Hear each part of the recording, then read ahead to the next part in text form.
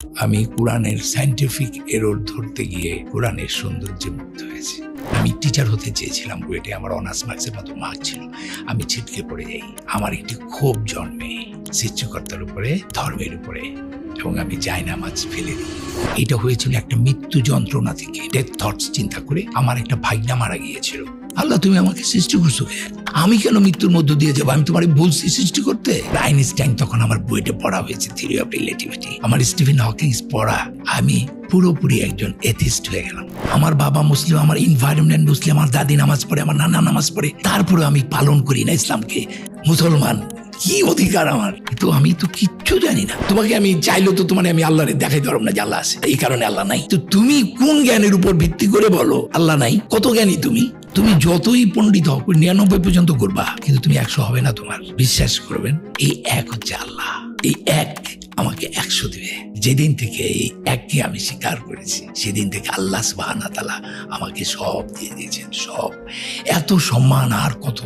মানুষের জন্য ইসলাম এসেছে, শুধু মুসলমানদের জন্য নয়। আমাদের কোরআনে যে 28টা অ্যালফাবেট আছে, প্রত্যেকটা অ্যালফাবেটের একটা রিপ্লেসিং নাম্বার আছে। আল্লাহ এটাকে প্রফেসি নাম্বার বলে। যদি কোরআনের মতো কোরআন আনার জন্য মানুষ ও জিন এক যুগে চেষ্টা করে, তবু তারা এর মতো আনতে পারবে না। আল্লাহ কয়, তুই কত বড় ম্যাথমেটিশিয়ান, তুই আমার বলবি? 15 দিন নিজে মাতবুরি করে এই বানাইতে চাইছিলাম, আমি 15 ডেজের দিন অসুস্থ হয়ে গেছি। এইটা মানুষের পক্ষে করা সম্ভব না। সূর্যর কক্ষপথ আছে কিনা সেটা মাত্র ডিসকভার হয়েছে হাবল টেলিস্কোপ আবিষ্কার হওয়ার পর। তাহলে 1400 বছর আগে কিভাবে কোরআনে বলে আল্লাহ সৃষ্টি করেছেন রাত্রি ও দিন ও সূর্য ও চন্দ্রকে, প্রত্যেকে নিজ নিজ কক্ষপথে বিচরণ করে। আল্লাহ একটা জায়গায় বলছেন, পৃথিবীতে বা ব্যক্তিগতভাবে তোমাদের যে বিপদ আপদ ঘটে, তার লেখার পূর্বেই তার লেখা হয়। এই জন্য যে তোমরা যা হারিয়েছ তার জন্য বিমর্ষ না হও, আর যা তিনি দিয়েছেন তার জন্য খুশিতে উল্লসিত না হও। আল্লাহ ভালোবাসেন না উদ্ধত অহংকারীকে। মানে পৃথিবীর এমন কোন বই আছে যে বই এমন ভাবে করা হয়েছে, নাম্বারগুলো, অক্ষরগুলো এদিক ওদিক করার কোনো সম্ভাবনা নাই। এটা কোনো মানুষের কাজ নয়। আমি চ্যালেঞ্জ করছি পৃথিবীর শ্রেষ্ঠ ম্যাথমেটিশিয়ানদের, ইউ কাম টু মি। আমি তোমার সাথে ম্যাথমেটিক্যালি বসতে চাই। কিভাবে একটি কোরআন এত সুন্দর ম্যাথমেটিক্যালি একটা মানুষ কি করতে পারে কিনা আমি চ্যালেঞ্জ। 28টা জাতীয় পুরস্কার পেয়েছেন আলহামদুলিল্লাহ। আমার দুটো ছবি মিলিয়ে, এবং অস্কারের রিমাইন্ডার লিস্টে গিয়েছে। হলিউডে আপনার চলচ্চিত্র অ্যাকসেপ্টেড হয়েছে কমার্শিয়ালি। চলচ্চিত্র জগতে আপনি একজন উজ্জ্বল তারকা বাংলাদেশে। সেখানে শিল্পী, শিল্প, ওই জগৎ সম্পর্কে মানুষের যেটা ধারণা যে কোরআন তাদেরকে আকর্ষণ করে না, তারা ইসলাম থেকে আগ্রহ হারায় ফেলছে অথবা আগ্রহ নাই।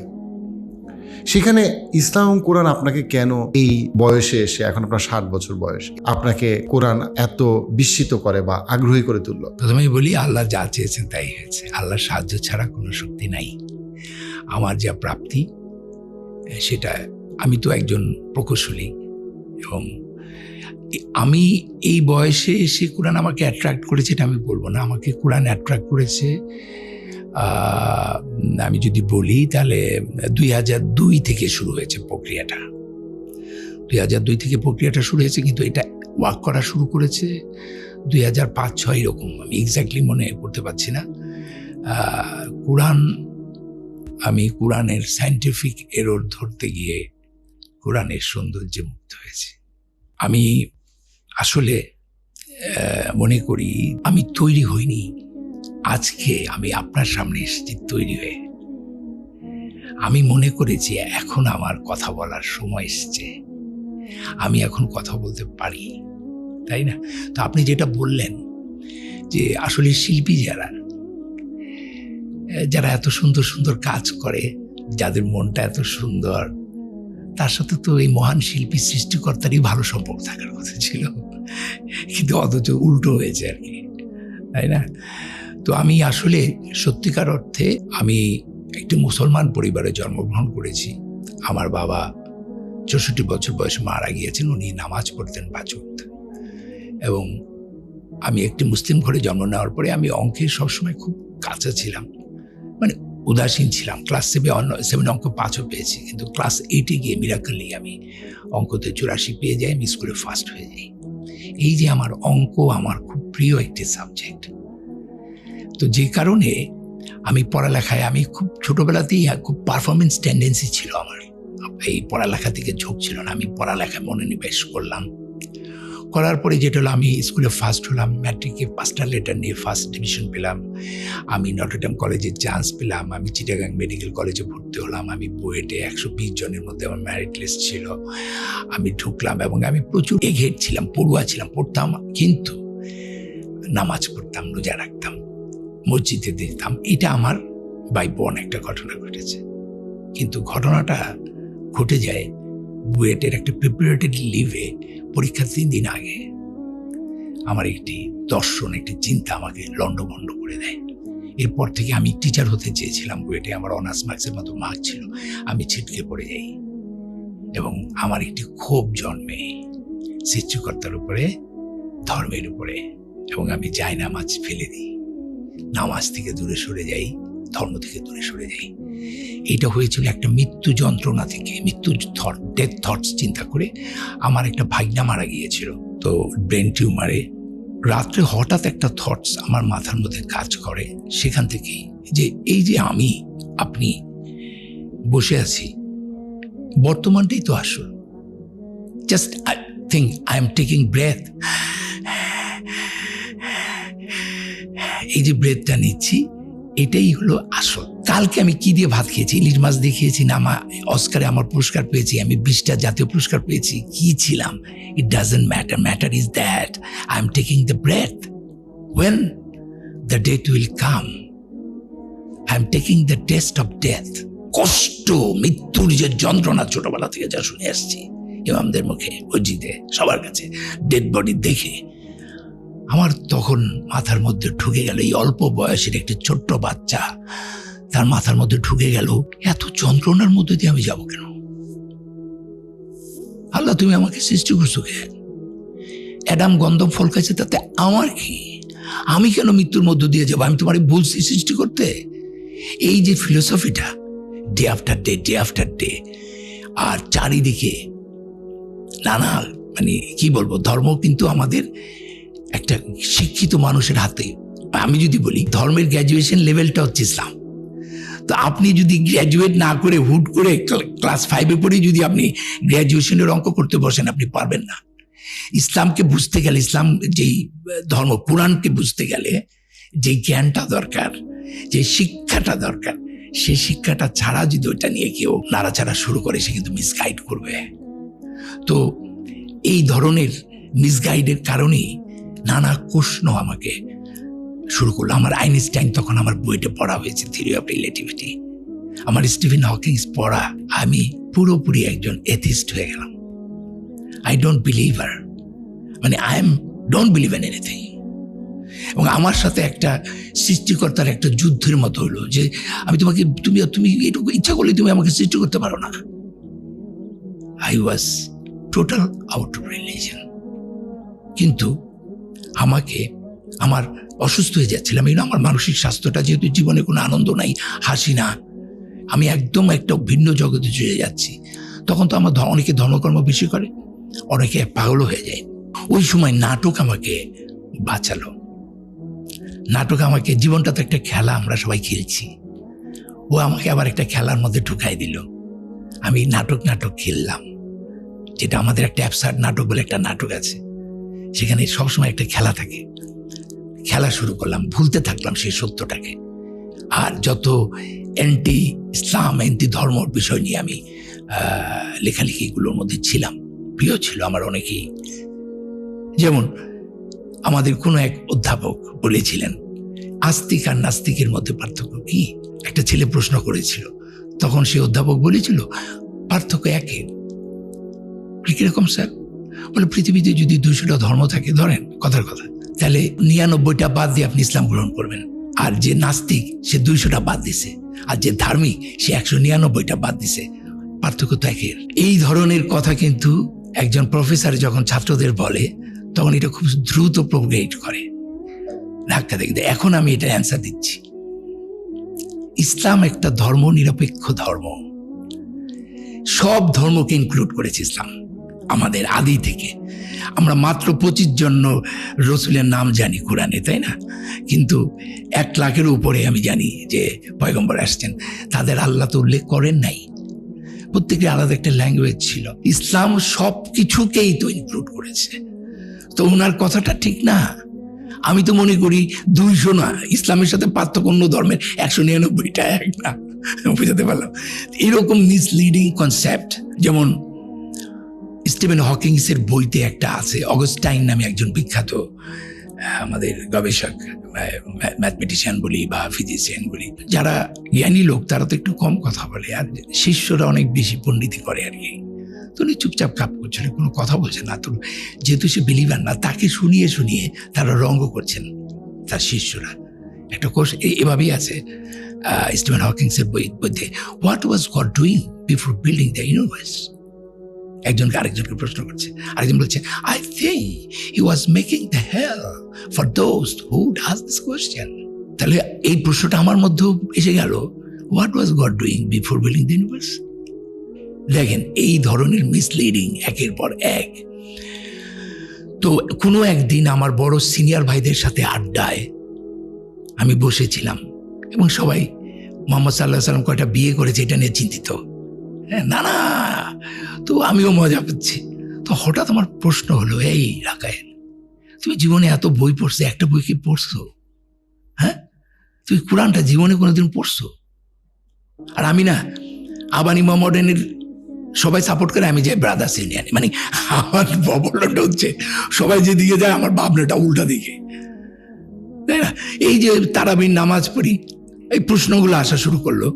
তারাবির নামাজ পড়ি 2 ঘন্টা ধরে, হুজুরের পিছনে একটা ওয়ার্ডও বুঝি না মানে কি।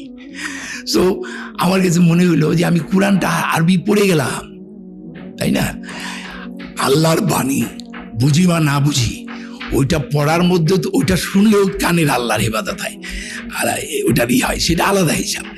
কিন্তু এটা একটা মেসেজ, 6236টা আয়াত আছে, প্রত্যেকটা আয়াতই একটা বাণী। আমি কোন ল্যাঙ্গুয়েজে, তার চেয়ে বড় কথা মূল বাণীটা তো আমি আগে বুঝবো। তার কারণে যেটা হলো, আমার হঠাৎ করে মনে হলো ইট ইজ ব্রিলিয়েন্ট। আমার মোহাম্মদপুরে ইসলামিয়া লাইব্রেরিতে গেলাম, আই এম টকিং অ্যাবাউট 2006-07 এরকম একটা টাইম। ভাই, আপনাকে আমাকে একটু অনুবাদ দিবেন, একদম বাংলা, খুব ভালো, শুধু বাংলা, আরবি থাকবে না। বলে আছে বিচারপতি হাবিবুর রহমানের, আমাদের জাস্টিস, ইনি তো ওনার একটা। আমি তাই নাকি? আমি শুনেছি উনি কোরআন সূত্র নামে একটি বই ট্রান্সলেট করেছেন। দেন কারণ উনি তো রবীন্দ্রনাথ এক্সপার্ট, শেক্সপিয়ার এক্সপার্ট, ওনার অনুবাদটা অনেকটা নিয়ার টু হতে পারে। এই কোরআনের বইটা নিয়ে আসলাম, খুব সুন্দর অনুবাদ। তো আমি তো কোরআনের সায়েন্টিফিক এরর ধরার জন্য আসলাম, বইটা নিয়ে আসলাম। উজু টুজু করি না, 9ম দিন আমি উজু করলাম, আমার ভিতরে একটু ভয়ের সঞ্চার হলো পড়তে পড়তে। And that was the starting. যে দুটো আয়াত আমাকে আবার মুসলমান করলাম। সো আমি জন্মগ্রহণ করেছিলাম মুসলমান হিসাবে, because my father was Muslim, I am a Muslim. এইটা কোনো কাজের কাজ না, আত্মসমর্পণকারী, বরঞ্চ আমাদের পানিশমেন্টটা অন্যদের চেয়ে আরো বেশি হবে। কারণ আমার এত কাছে থাইকেও আমরা ইসলামকে ঠিকমতো পালন করি না।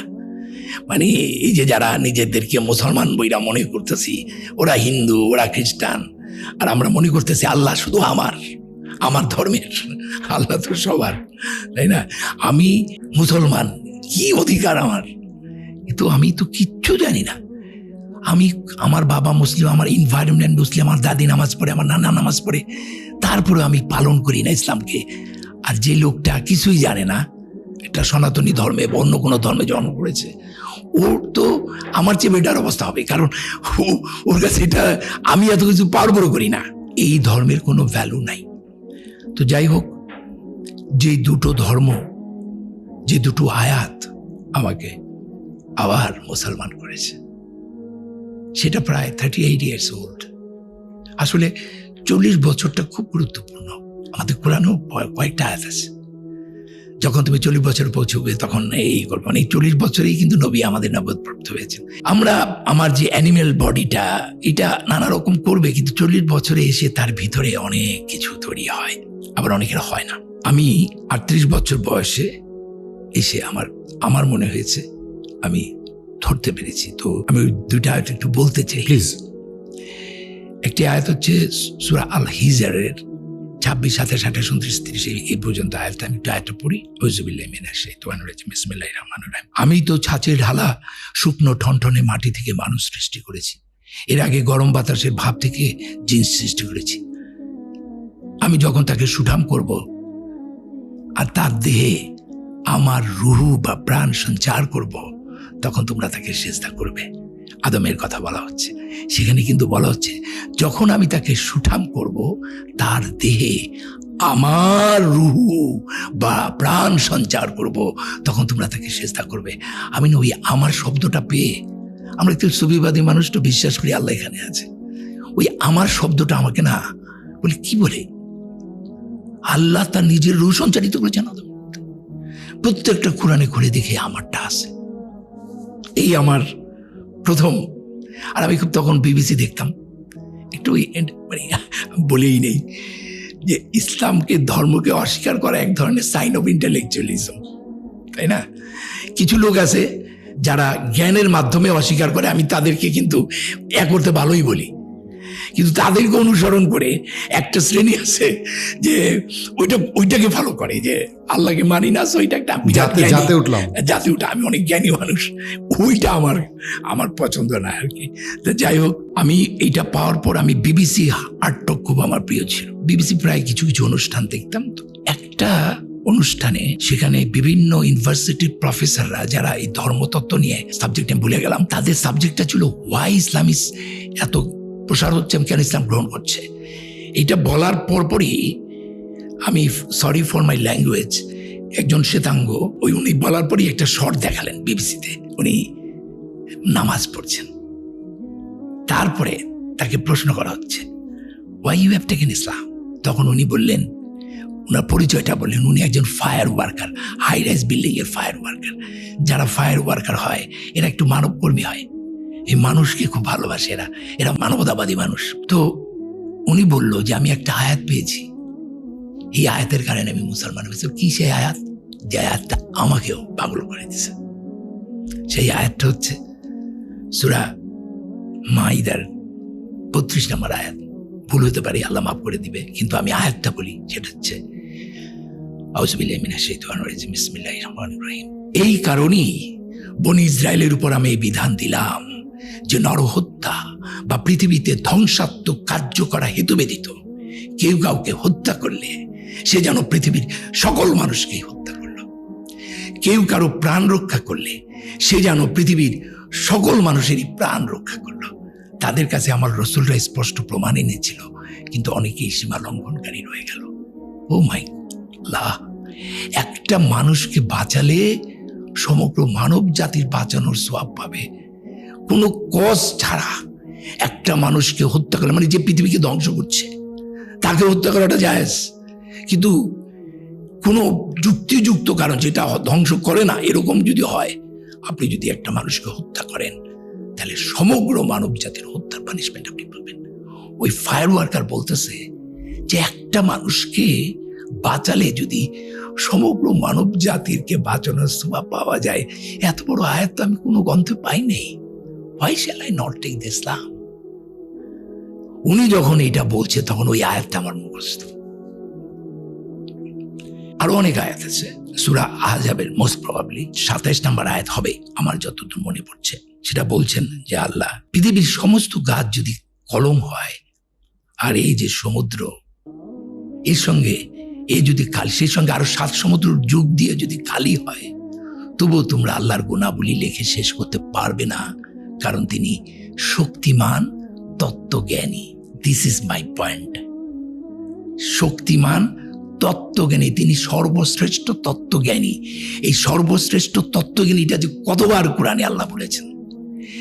মজার ব্যাপার হচ্ছে এই তত্ত্বজ্ঞানী বলার পরপরই উনি একটা অসাধারণ তত্ত্ব দিয়েছেন। সে আয়াতটা কি? আউযুবিল্লাহি মিনাশ শাইতানির রাজিম। বিসমিল্লাহির রহমানির রহিম। আল্লাহ বলতেছেন, তোমাদের সকলের সৃষ্টি ও পুনরুত্থান একটি মাত্র প্রাণীর সৃষ্টি ও পুনরুত্থানের সমান। আর আল্লাহ তো সব দেখেন ও শুনেন।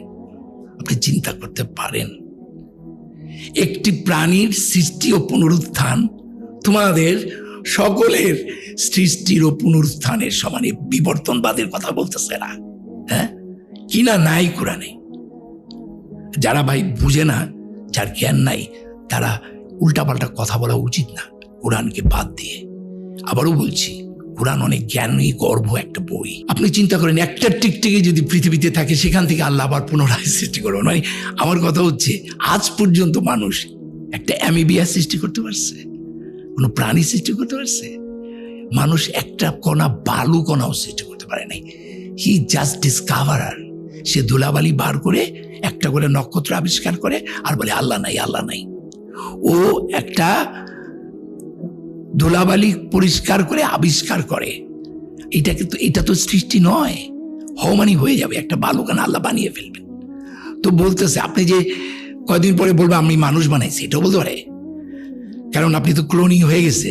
আপনি কলম আছে না, গাছের যে কলম হয়, তো এক গাছ থেকে আরেক গাছ জন্ম পানাটা কি সৃষ্টি করা হলো? আপনি রূপান্তর করলেন, কিন্তু একটা বালু মানুষ সৃষ্টি করতে পারবে না। এই যে আয়াতগুলো দিনে দিনে আমাকে আস্তে আস্তে কোরআনের দিকে আকৃষ্ট করেছে। যেমন বিগ ব্যাং তত্ত্ব, মহাসংকোচন তত্ত্ব। বিগ ব্যাং তত্ত্বতে স্পষ্টভাবে সূরা আম্বিয়াতে 32-30 থেকে আয়াতটা শুরু হয়েছে যে আউযুবিল্লাহি মিনাশ শাইতানির রাজিম বিসমিল্লাহির রহমানির রহিম। অবিশ্বাসীরা কি ভেবে দেখে না আকাশ ও পৃথিবী ওতপ্রোতভাবে মিশেছিল, তারপরও আমি উভয়কে পৃথক করে দিলাম এবং প্রাণবান সবকিছু পানি থেকে সৃষ্টি করলাম? চিন্তা করছেন? All thing R created from water. এবং আকাশ ও পৃথিবী, it's Akash means is a symbol of universe. এই সব কিছু ওতপ্রোতভাবে জমেছিল, তার ওদেরকে বিগ ব্যাং এর মতো করে দিলাম। এবার আমি আসি সূরা আম্বিয়ার 104 নম্বর আয়াত। যেই কথাটা স্টিফেন হকিংসে ওই অগাস্টাইনকে বলা হয়েছিল, সেটার উত্তর আমি এখন আপনাকে দিচ্ছি। সেখানে ওখানে বলা হয়েছিল যে what was God doing before building the universe.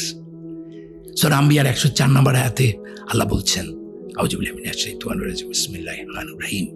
সেদিন আমি আকাশকে গুটিয়ে ফেলবো যেভাবে লিখিত কাগজ গোটানো হয়। যেভাবে প্রথম সৃষ্টি করেছিলাম সেভাবে পুনরায় সৃষ্টি করব। প্রতিশ্রুতি পালন আমার কর্তব্য, আমি করবই। লিখিত কাগজ গোটানো, বুঝতে পারছেন, ব্ল্যাক হোলস এর মাধ্যমে আস্তে আস্তে কিন্তু সবকিছু আবার মহাসংকোচনে, I am talking about Stephen Hawkings, total আবার একটা জায়গায় চলে আসবে। এই যে পৃথিবীটা যখন, সূর্যটা যখন নিভে যাবে, এটা একটা ব্ল্যাক ম্যাটারে পরিণত হবে। এবং যেটা হয়, এরকম জমতে জমতে জমতে জমতে একসময় মহাবিশ্বের সবগুলোকে সে একত্রে নিয়ে আসবে। তাহলে ওতপ্রোতভাবে এটা ছিল, আল্লাহ বিগ ব্যাং করলেন, আবার ওইটা আবার আগের জায়গায় চলে গেলেন। কি বলেছেন? আমি তারপর আবার পুনরায় সৃষ্টি করব। তার মানে এক বিগ ব্যাং থেকে মহাসংকোচন, আবার সেই মহাসংকোচন থেকে আবার বিগ ব্যাং, এইটাও infinite time. So what was God doing, it's out of question. এটা আমার প্রশ্নই হতে পারে না। এক বিগ ব্যাং থেকে আরেক মহাসংকোচনের টাইমটা আমরা চিন্তা করতে পারি না। কাজেই আমার জ্ঞান, আমি আল্লাহকে বিচার করছি একটা মাত্র পৃথিবী আর মানুষ আমার নিজের সাথে তুলনা করে। পৃথিবীতে একটা না, কোরআনের আমি আপনাকে একদম আয়াত দেখাই দেব, ইনফিনিট অফ পৃথিবী, যে আল্লাহ কিভাবে আমাদের নিয়েছেন। কোরআনটা পড়তে হবে জ্ঞানের সঙ্গে। আমাদের লিমিটেশন বা সংকীর্ণতা দিয়ে আমি আল্লাহর অসীমতাকে বোঝার চেষ্টা করছি। আল্লাহর অলমাইটিনেস নির্ভর করে আপনার নলেজের উপর। আপনি কোর ব্যাং হলে আপনি আল্লাহকে একভাবে দেখবেন, আর আপনি যত জ্ঞান অর্জন করবেন তত ভালো। তো আমার কাছে ওই যে শব্দটা, আমার রুহ, এবং আমি আজকে মৃত্যু ভয় ভীত নই। আল্লাহর কাছে দোয়া করি যে আল্লাহ, তুমি আমাকে মৃত্যুর ঘুমের মধ্যে আমার মৃত্যুটা দিও। অপারেশন করলে যেরকম টের পাওয়া যায় না, জন্মের সময় যেভাবে টের পাইনি, সেভাবে তুমি আমার মৃত্যুটা দিও। আমাকে প্রশান্ত আত্মাদের অধিকারী করো, আমাকে তোমার সৎকর্ম প্রাণদের অন্তর্ভুক্ত করো। এখন আবার আরেকটা সূরা রুমে 30 নম্বর একটা আয়াতের কথা মনে পড়লো। অসাধারণ। যারা আমাকে প্রশ্ন করে তাদেরকে আমি বলছি, যারা বিশ্বাস করে না, আল্লাহ বলতেছেন, ওরা কি স্রষ্টাহীন সৃষ্টি? না, ওরা নিজেরাই স্রষ্টা। না, ওরা আকাশ ও পৃথিবী সৃষ্টি করেছেন, ওরা অবিশ্বাসী। আচ্ছা, আপনি কেন ইমাজিন, আমি যাকে মানি না, আল্লাহ নাই, তাহলে এই এমনি হয়ে গেল এগুলো সব? এত সুন্দর, জোড়ায় জোড়ায়, এত চমৎকার, এমনি হয়ে গেল? হতে পারে এটা? আর আমার জ্ঞান কতটুকু এই মহাবিশ্বে, এই ইনফিনিটি স্টেজে? আর আমি এত বড় জ্ঞানী হয়ে গেছি, আমি তোকে প্রমাণ দিতে পারতেছি না আল্লাহ আছে। আমি নিদর্শন পেয়ে গেছি। আমি এই মানুষটি একটু হলো টের পাচ্ছি আল্লাহর অস্তিত্ব, যে কারণে পাগল হয়ে গেছি। কিন্তু তোমাকে আমি চাইলেও তো তোমার আমি আল্লাহরে দেখাইতে পারবো না যে আল্লাহ আছে। আল্লাহ এই কারণে আল্লাহ নাই। তো তুমি কোন জ্ঞানের উপর ভিত্তি করে বলো আল্লাহ নাই? কত জ্ঞানী তুমি? হ্যাঁ, এমনি এমনি সব এত চমৎকৃত, শৃঙ্খলিত। এত বছর আগে নক্ষত্ররাজি যে অস্তমিত হয়, এই কথা তখন আবিষ্কার হয়েছিল। কক্ষপথ শব্দটি, আমার আরেকটা কথা আমার এখানে উল্লেখ করা দরকার।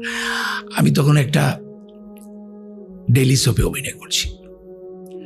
আমার সাথে অপর্ণা ঘোষ বলে একটা মেয়ে আছে, আর আমার খুবই respectable, my best one of the actor Afroza Banu, উনি আছেন। উনি আমার মেবি মায়ের রোল করছিলেন বা এরকম একটা কিছু। তো আমি বলছিলাম যে সূর্যের কক্ষপথ আছে, শুনেন। আমি বলছি সূর্য তার নিজস্ব কক্ষপথে। উনি তখন রিঅ্যাক্ট করলেন, বলছে রাকায়েত সবকিছুতে পণ্ডিতি করো না। উনি রাইট, শি ইজ রাইট। আমি তার প্রতি শ্রদ্ধা রেখে বলছি সূর্যের কক্ষপথ নাই। সূর্য নিজের পৃথিবীর কক্ষপথ আছে সূর্যের চারিদিকে। সূর্যের কিসের কক্ষপথ? আমি তো বলে প্রমাণ দাও। আমার তো ওই জায়গাটা জ্ঞান থেকে গেল। আমার অবস্থাটা দেখে রুমা করে একটা নায়িকা ছিল, ওর বোনকে ফোন করলো। আমার অবস্থাটা দেখে যে রাকায়েত এরকম হয়ে গেল। ও ওখানে পড়ালেখা করছে ফিজিক্সের উপরে। ও বলছে আপু এটা আমার কোনো ধারণা নেই। তো আমি চুপ করে আছি, কিছু বলিনি, কারণ আমি তো এখানে ঠেকে গেছি, আমার তো কিছু বলার নাই। আমার একজন বিখ্যাত টিচার আছে নটরডেম কলেজে, আমি যেহেতু নটরডেম কলেজ থেকে পড়েছি, সুশান্ত স্যার, পদার্থবিদ। হ্যাঁ, সুশান্ত স্যারকে ফোন দিয়েছি, বয়স হয়ে গেছে, আল্লাহ জানি না উনি বেঁচে আছেন কিনা। তো স্যারকে বললাম, স্যার আমি কাজী রাকায়েত। বলছে হ্যাঁ, তোকে আমি চিনি, নাটক দিয়েছি আমি। বলে যে স্যার আমি তো একটা বিপদে পড়ছি স্যার, আপনি এত সুন্দর উনি পড়াতেন। ওনার প্রশ্নের ধরনটা আমাদেরকে এভাবে শিখিয়েছে যে ঠেলার গাড়িকে বলা হলো, তোমরা বাচ্চারা ব্যাখ্যা করো, ঠেলা গাড়িকে বলা হলো এই ঠেলা গাড়ি ঠেলা দাও। বলে ঠেলা দেবো না স্যার, আমি নিউটনের তত্ত্ব শিখছি। কি শিখছস? বলে ঠেলা গাড়ি ঠেলা দিলে নিউটনের তত্ত্ব অনুযায়ী ও আমারে ঠেলা দিব, তাহলে তো গাড়ি আগাইব না, এবার ব্যাখ্যা করো। এরকম ধরনের খুব ক্রিয়েটিভ কোয়েশ্চেন করতো আর কি। হ্যাঁ, তো স্যার আমাদের খুব প্রিয় প্রশান্ত স্যার, পদার্থবিজ্ঞানের। স্যারকে বললাম যে স্যার আমি তো একটা বিপদে পড়ছি স্যার, আমাকে তো এরকম আপনার জাপার সাথে আমার একটা তর্ক হয়েছে, সূর্যের তো কক্ষপথ কি, সূর্যের কি কক্ষপথ আছে? উনি তো একজন কলেজের টিচার, উনি যেটুকু পড়েছেন ওনারও তো একটা সীমা আছে। উনি আমাকে বললেন যে আই এম সরি রাকায়েত, আমিও জানি না এটা যে কক্ষপথ আছে, এটা আমার জ্ঞান নাই। কেমন লাগে? আল্লাহ যে পর্বিত পর মালির ঘাড়ে সে ছিল গাছের আরে। আমি হঠাৎ করে আমার লাইব্রেরিতে গিয়ে স্টিফেন হকিংসের ওই বইটা ঘুরাইতে ঘুরাইতে গিয়া একদম জাগা মতো গিয়ে পড়ল। ওখানে পেলাম হাবল টেলিস্কোপের কথা। মাত্র 90 বছরও হয় নাই বা 100 বছরও হয় নাই হাবল টেলিস্কোপ আবিষ্কার হয়েছে। যেই দিন থেকে হাবল টেলিস্কোপ আবিষ্কার হয়েছে সেই দিনই আবিষ্কার হলো যে পৃথিবী সূর্যের কক্ষপথ আছে। অর্থাৎ আমরা দেখবেন এই যে স্পাইরালের মতো যেটা ছায়াপথ, আমাদের যে সূর্যের পরিবারগুলো, ওই যে ইঞ্জিনিয়াররা যেটা রড এরকম আর কি, এটা স্পাইরাল একটা ফর্ম আছে। প্রত্যেকটা সূর্য একটা কক্ষপথে ঘুরে। আমাদের যে সূর্যটা, সেই সূর্যটা 1.5 কোটি আলোক বছর পর আবার আগের জায়গায় আসে। সুবহানাল্লাহ। আজকে বলেন তাহলে, আমি আফরোজাবাকে বলেছিলাম কারণ কোরআনে বলেছিল যে আল্লাহ সৃষ্টি করেছেন রাত্রি ও দিন ও সূর্য ও চন্দ্রকে, সূরা আম্বিয়ার, এবং প্রত্যেকে নিজ নিজ কক্ষপথে বিচরণ করে। এইটাও আমাকে কোরআনকে অ্যাট্রাক্ট করার আরেকটি কারণ। গ্যালিলিও নামক একটা নাটকে আমি অভিনয় করেছি। কোপার্নিকাসকে পুড়িয়ে মারা হয়েছে, তাই না? আমি 110 বছরের একটা রোলে অভিনয় করছিলাম। গ্যালিলিও দাঁড়িয়ে আছে, আমি তাকে চিৎকার করছে বলছিলাম, পৃথিবীতে বাস করে পৃথিবীর খেয়ে পড়ে তুমি পৃথিবীকে অপমান করতে চাও, তোমাকে আমরা পুড়িয়ে মারবো। কারণ উনি গ্যালিলিও বলছিল পৃথিবীর কোনো কিছু স্থির না, মহাবিশ্বের কিছু স্থির না, এমনকি সূর্য না, কিন্তু সূর্যর কক্ষপথ আছে কিনা সেটা গ্যালিলিও বইলা যায় নাই, সেটা মাত্র ডিসকভার হয়েছে হাবল টেলিস্কোপ আবিষ্কার হওয়ার পর। তাহলে 1400 বছর আগে কিভাবে কোরআনে বলে যে আল্লাহ সৃষ্টি করেছেন রাত্রি ও দিন ও সূর্য চন্দ্রকে, প্রত্যেকে নিজ নিজ কক্ষপথে বিচরণ করে। আপনি একটা ব্যক্তিগত ফিলসফির কথা বলতে গিয়ে 1 এবং 99 কথা 1 এবং 99 কথা যেটা বলছিলাম, যে সেটা হচ্ছে যে আমার কাছে দেখুন আমি ফার্স্ট হয়েছি নটরডেমে, আমার প্রায় অনেক ভালো মার্ক ছিল, আমার 800 মার্ক ছিল। আমার স্ট্যান্ড হয় না, কারণ আমার হাতে লেখা খুব খারাপ, আমি লিটারেচারে খুব পড়ছিলাম, ইংরেজিতে খুব খারাপ ছিল। আমি দেখলাম যখন আমি ধর্ম ত্যাগ করেছি বইয়ের থেকে, যেটা আমার গল্পটা আগে বলেছিলাম, এরপরে না আমি একদম সবাই, কিন্তু শেষে গিয়ে আমার কিছু হয় না। আমার সংসারটা ভেঙে গেল, আমার বিজনেস ভেঙে যাচ্ছে, আমি অ্যাওয়ার্ড গরুতে পেতে গিয়েও পাই না, 99 যাই আবার 0 হয়ে যায়। ওই যে একটা কথা আছে, সুমনের একটা গান আছে, পাগল সাপ লুডু খেলছে ভগবানের সাথে, মানে 99 যায় আবার কেটে আসে। সো আপনি 99 পারলেই যে আপনাকে 100 হবে, এই তখন আমার গোড়ের ফিলোসফিটা আমার মাথার মধ্যে কাজ করলো। ওই লোকটা 99 করে মারা যায়, 100 করতে পারে না, 100 গোড় করতে পারে না। সেখানে আমার মনে হলো যে এই 1 হচ্ছে আল্লাহ, এই 1 আমাকে 100 দেবে। 100 মানে হচ্ছে পিস, শান্তি, 100 মানে হচ্ছে প্রাপ্তি, সব। সো উইদাউট 1 100 হবে না। তুমি যতই পণ্ডিত হও, 99 পর্যন্ত করবা, হ্যাঁ, কিন্তু তুমি 100 হবে না তোমার। এরকম একটা আমার ভাবনা কাজ করা শুরু করলো, কারণ আমার তো খাচ্ছে না কিছুই। বিশ্বাস করবেন, যেদিন থেকে এই 1কে আমি স্বীকার করেছি, সেদিন থেকে আল্লাহ সুবহানাহু ওয়া তাআলা আমাকে সব দিয়ে দিয়েছেন, সব। এত সম্মান আর কত। আমি যখন অ্যাওয়ার্ডটা নিচ্ছিলাম ওই সময় প্রাইম মিনিস্টারের হাত থেকে, তখন হুজুর এক ইমাম একটু কোরআনের আয়াত পড়ছিলেন, যে আয়াতটা দিয়ে আমি নামাজ পড়তাম, তখন আমার চোখ ছলছল করে উঠলো। সে আয়াতটা হচ্ছে সূরা নাহলের 98 নম্বর আয়াত, এরকম কাছাকাছি হবে, একটু এদিকে হতে পারে। আউযুবিল্লাহি মিনাশ শাইতানির রাজিম, বিসমিল্লাহির রহমানির রহিম। বিশ্বাসী হয়ে পুরুষ ও নারীর মধ্যে যে কেউ সৎকর্ম করবে, তাকে আমি আনন্দপূর্ণ জীবন দান করব, তাদের কর্মের শ্রেষ্ঠ পুরস্কার তাদেরকে দান করব। এটা উনি পাঠ করলেন, আমার চোখ দিয়ে টপ টপ করে ইমোশনাল হয়ে গেলাম। আমি বলি, উনি এত সুন্দর জায়গাটা সিলেক্ট করলেন এই জাতীয় পুরস্কারের অনুষ্ঠানে, বাহ, দারুণ।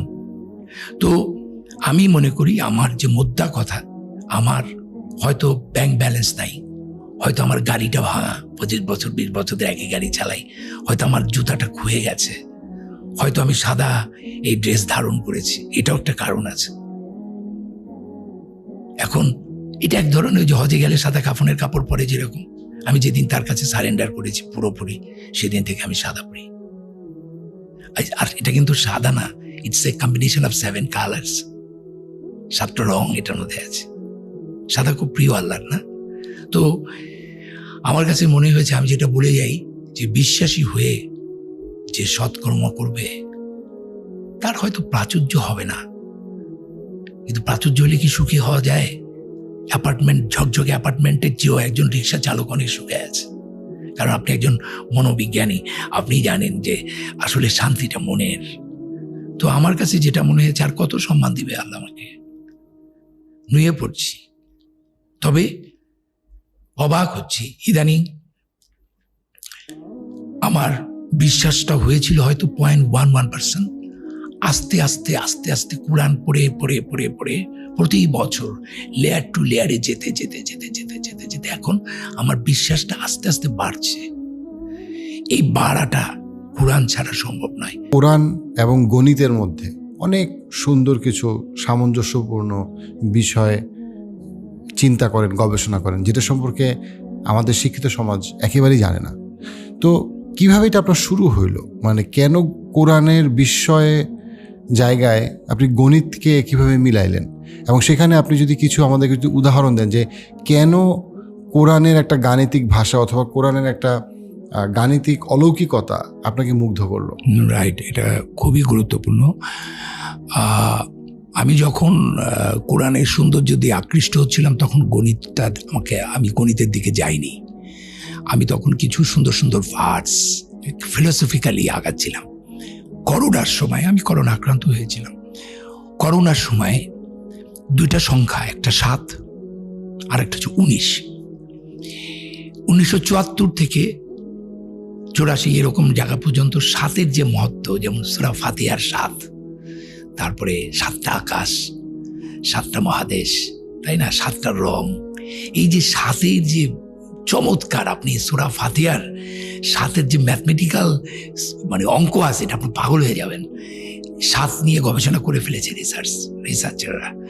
19 যে সংখ্যাটা, যেটা কোরআনের মুদাথিরে আল্লাহ বলতেছেন 30 নম্বর আয়াতে যে 19 জন দেহরক্ষী থাকবে, ফেরেশতা থাকবে দুজকের, এই 19 সংখ্যার মধ্যে চিন্তাশীলদের জন্য কোরআন আছে। তো 19 নিয়েও অনেক গবেষণা হয়েছে এবং 19 অসাধারণ। এটাও সূরা ফাতিহা 7 আর 19-এর রিসার্চাররা গত 74 থেকে এটা নিয়ে কাজ করেছে। আমি গোল্ডেন রেশিও 1.618, এটা নিয়ে ক্যামেরার রেশিও আছে 1.6, গোল্ডেন রেশিও তো এটা বলে শেষ করা যাবে না আজকের এই সেশনে। এইটা খুব রিসেন্টলি আবিষ্কার হয়নি।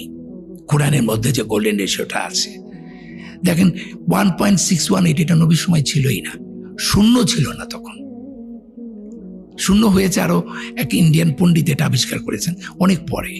শূন্য আমাদের ম্যাথমেটিক্সকে একটা কমপ্লিটনেস আনছে, কিন্তু শূন্য ছাড়া ম্যাথমেটিক্স হবে না, এটা ভুল।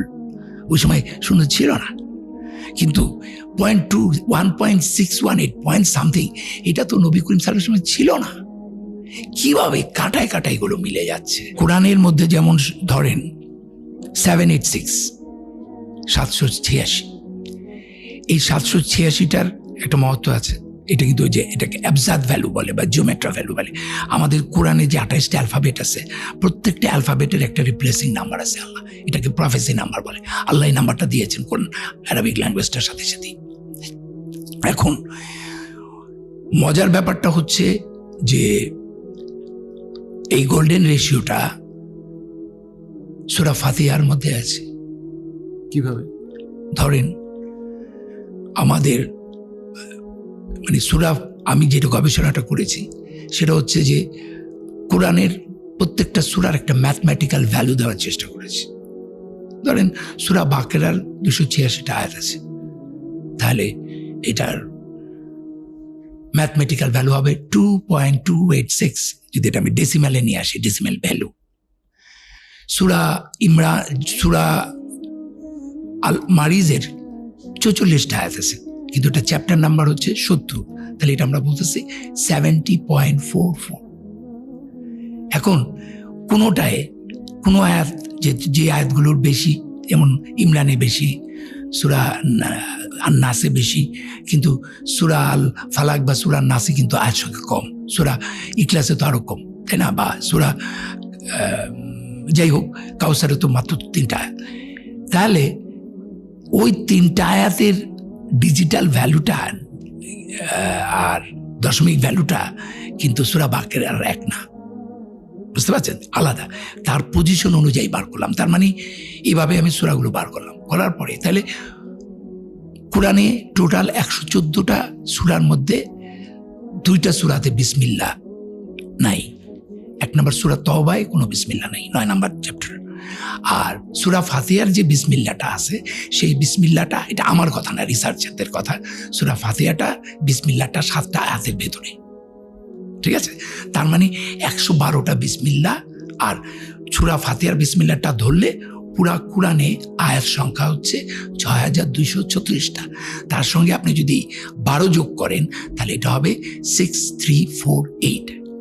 এটা হচ্ছে টোটাল আয়াত সংখ্যা। এখন প্রত্যেকটা সূরার আগে যে বিসমিল্লাহর আগে কোনো নাম্বার নাই, কিন্তু প্রত্যেকটা কোরআনের প্রত্যেকটা ভার্সের আগে নাম্বার আছে। তাহলে সূরা বাকারার 255 নম্বর আয়াত, আয়াতুল কুরসির যে দশমিক ভ্যালু, আর সূরা ফাতিহার আরেকটা এত দশমিক ভ্যালুর মধ্যে পার্থক্য আছে, কারণ এটা 1.6। এখন বিসমিল্লাহ যেহেতু নাই, তাহলে যার নাই তার তো একটা অ্যাভারেজ ভ্যালু করা উচিত, তাই না? আপনি দেখেন 114কে আপনি যদি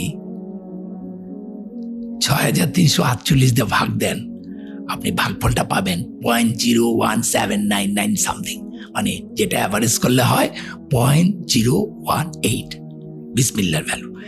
এখন সূরা ফাতিহার মধ্যে বিসমিল্লাহ একটা ঢুকে আছে, তাহলে প্রত্যেক বিসমিল্লার দশমিক ভ্যালু যদি 0.018 হয়, তাহলে এইটারও তো তাই হবে, এটা তো আলাদা হবে না। তাহলে এইটা বাদে থাকে কয়টা? 6টা। তাহলে সূরা ফাতিহার মান কত? 1.6। এই 1.6 কিন্তু আসল গোল্ডেন রেশিও।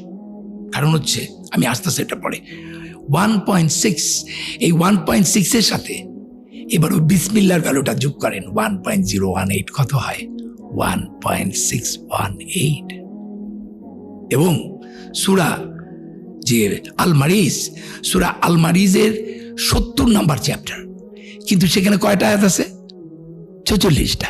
ইন্টারেস্টিংলি সূরা মারিজের পর 44টা সূরা আছে। সুবহানাল্লাহ।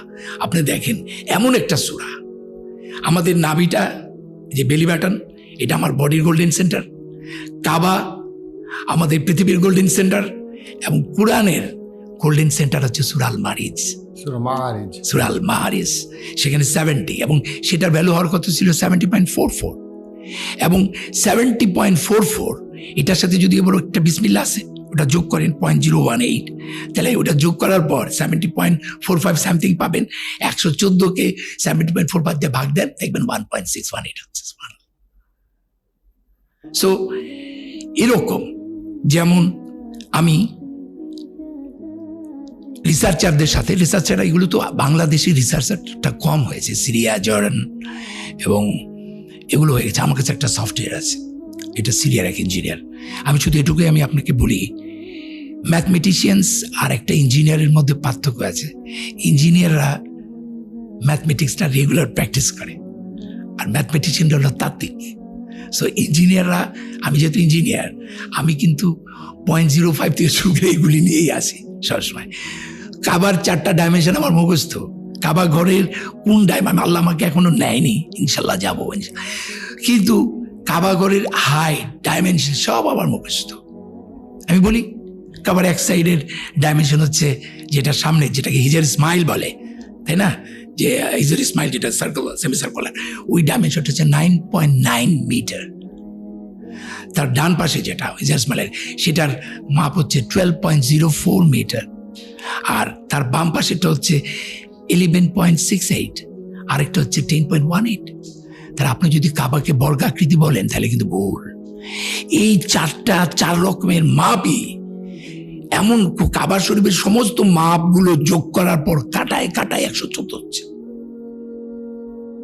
শুধু কোরআনে না, এই ম্যাথমেটিক্যাল বিউটিটা আমাদের কাবা শরীফের মধ্যে আছে, মানুষের মধ্যে আছে।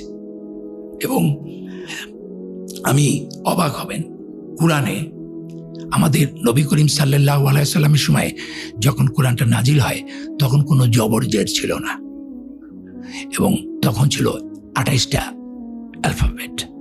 এবং পুরা কোরআনে, মানে এটা আমি নই, এটা রিসার্চ করে সফটওয়্যার এখন এটা পাওয়া যায়, বের করা হয়েছে, 3,25,384টা লেটার্স আর শব্দ আছে 87,530টা। আমার রিসার্চে বলে 87,529টা, সূরা তাহার সাথে আমি একটা মিল পেয়েছি। যাই হোক, 87,530টা। এখন এই যে 3,25,384টা, এটার প্রত্যেকটা লেটারের যে রিপ্লেসিং অ্যাবজার্ভ ভ্যালু, সেটা যদি বসাই, তাহলে যে সংখ্যাটা হয় সেটা হচ্ছে 23506,544। আর 6,236টা যে আয়াত আছে, প্রত্যেকটা আয়াতের আগে যে নাম্বারগুলো আছে, এগুলো আমার সব বার করা আছে। সেই নাম্বারগুলো যদি আপনি যোগ করেন, তাহলে সেই নাম্বারটা হয় 333,667। And ইন্টারেস্টিং হলো, এই 23506,544কে আপনি যদি ওই 333,667 দিয়ে ভাগ দেন, তাহলে হয় 70.45 সামথিং। যেটা ওই সূরা আল মারিজের সমান নাম্বার, এবং যেটাকে 114 দিয়ে ভাগ দিলে হয় 1.618। গাইনের আপনার ডিজিটাল অ্যাবজার্ভ ভ্যালু হচ্ছে 1000, তাই না? তাহলে 50টা গাইন এদিক ওদিক হলে তো আপনার গোল্ডেন রেশিও হবে না। মানে পৃথিবীর এমন কোন বই আছে যে বই এমনভাবে করা হয়েছে যে নাম্বারগুলো, অক্ষরগুলো এদিক ওদিক করার কোনো সম্ভাবনা নাই। এটা কোনো মানুষের কাজ নয়। আসলে আমার প্রায় 100-র অধিক অবজারভেশন বেরিয়ে গেছে এই করোনার পর থেকে। আমি ম্যাথমেটিক্যালি একটি গবেষণা করছি। আমার একটা স্বপ্ন আছে, ইনশাআল্লাহ আল্লাহ যেন আপনাদের সহযোগিতায় আরো সবার উদ্দেশ্যে একটি গবেষণা কেন্দ্র করা, সেটা হচ্ছে কুরআনের ও কাবার গাণিতিক গবেষণা কেন্দ্র। আমি শুধু ম্যাথমেটিক্সেই থাকতে চাই, আমি তর্কে যেতে চাই না, বুঝছেন? মানবিক বিষয়গুলো তো খালি তর্কাতর্কি করে, একজন আরেকজনের সাথে ডিভাইড করে, তুমি এটা মানি না সেটা মানি। আরে কত ভাগ, আমাদেরই তো কত ভাগ, অঙ্কে কোনো ভাগ নাই, সরল অঙ্ক এক লাইনে যেতে হবে। সো আমি অঙ্কেতে আসি। আমি আপনার এই অনুষ্ঠানের মাধ্যমে এক্সপোনেনশিয়াল লগারিদম থেকে শুরু করে আমি চ্যালেঞ্জ করছি পৃথিবীর শ্রেষ্ঠ ম্যাথমেটিশিয়ানদের, you come to me and tell me. আমি তোমার সাথে ডিবে ম্যাথমেটিক্যালি বুঝতে চাই যে কিভাবে একটি কুরআন এত সুন্দর ম্যাথমেটিক্যালি একটা মানুষ কি করতে পারে কিনা। আমি চ্যালেঞ্জ করলাম। আমাকে একজন শিল্পী ভাবলে হবে না, আমি একজন ব্রিটেন নটর ডেমে সারা জীবন অঙ্কতে 100তে আল্লাহর রহমতে 99-100 পেয়েছি। সো আমি অঙ্ক, আমার মেডিটেশন, অঙ্ক আমি ভালোবাসি। আমি পৃথিবীর সমস্ত ম্যাথমেটিশিয়ানদেরকে আহ্বান জানালাম, you come to me and tell me.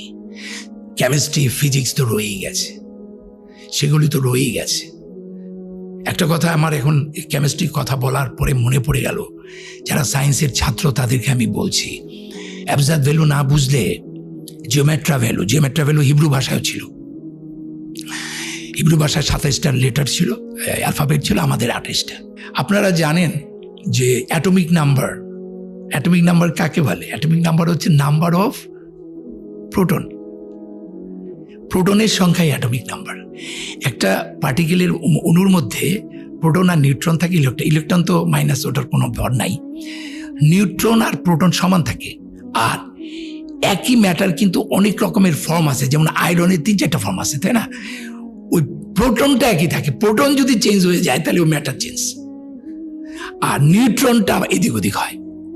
মনে করেন আয়রন, এটা দিয়ে আমি বুঝাই। আয়রন, আমাদের একটা সূরা আছে, সেই সূরাটার নাম আল হাদিদ, 57 নাম্বার চ্যাপ্টার। এখন এই যে পৃথিবীর কেন্দ্রে কি আছে? লোহা, একদম গলিত লোহা। এবং এই লোহাটা কিন্তু বিগ ব্যাং এর সময় হিলিয়াম প্রসেস হয়ে কিন্তু এই লোহাটা আসছে। লোহাটা কিন্তু বলে না বাইরে থেকে আসছে, আল্লাহ কি লোহা পাঠাইছে নাকি? এইটা ওই বিগ ব্যাং এর সময় সেন্টারেই লোহাটা আছে। আমার কথা হলো, পৃথিবীর কেন্দ্রে যে লোহা আছে, এটা কি নবী করিম সাল্লাল্লাহু আলাইহি ওয়াসাল্লাম তখন জানতেন? জানা সম্ভব ছিল ওই সময়? কিন্তু উনি 114 একদম সেন্টারে 57 নাম্বার চ্যাপ্টারটা কি হলো? লোহা, আয়রন। পৃথিবীর সেন্টারেও আয়রন, কোরআনের সেন্টারে। ও আচ্ছা, এটা কোইন্সিডেন্স, সব কোইন্সিডেন্স। এরপরে আসি, পরের স্টেজটায় আসি। আপনার সূরা